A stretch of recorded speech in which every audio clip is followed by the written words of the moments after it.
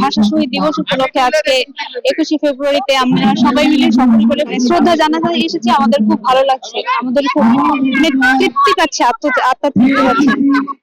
আমি আমার বাবা আর মা আর আমার কাকা আর আমার শুধু স্কুলে বসে মনে হচ্ছে কি আমি এই দিনের জন্য অপেক্ষা করি। এই নাই এই প্রথম দিছি শহীদ মিনারে শ্রদ্ধা জানাচ্ছি।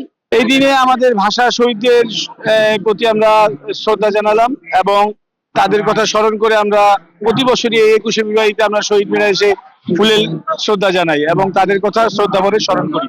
এবং এই দিনটার জন্যই প্রতিটা বাঙালি এই 21শে ফেব্রুয়ারির দিন এই অপেক্ষা করে এই তাদের শ্রদ্ধা জানানোর জন্য।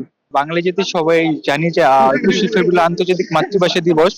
আজকের দিনে আমাদের মাতৃভাষার জন্য রফিক সালাম বরকত তারা জীবন দান দেয়, তার বিনিময়ে আজকে আমরা এই বাংলা ভাষায় কথা বলতে পারতেছি। তো সেই সুবাদে তাদের শ্রদ্ধা জানানোর জন্য, তাদের ভক্তি জানানোর জন্য আজকে এখানে আমাদের সমবেত হওয়া। আমাদের বিভিন্ন দপ্তর এবং প্রশাসনিক রাজনৈতিক ব্যক্তিগণ এবং বিভিন্ন স্বেচ্ছাসেবী সংগঠনগুলো এসে তাদের প্রতি সম্মান প্রদর্শন করতেছে। আমরা Bangladesh safety society Munshiganj unit এই সম্মান যথাযথ পালন করার মাধ্যমে ডিসিপ্লিনের জায়গাটা মেনটেন করার জন্য আমরা এখানে দায়িত্ব পালন করতেছি।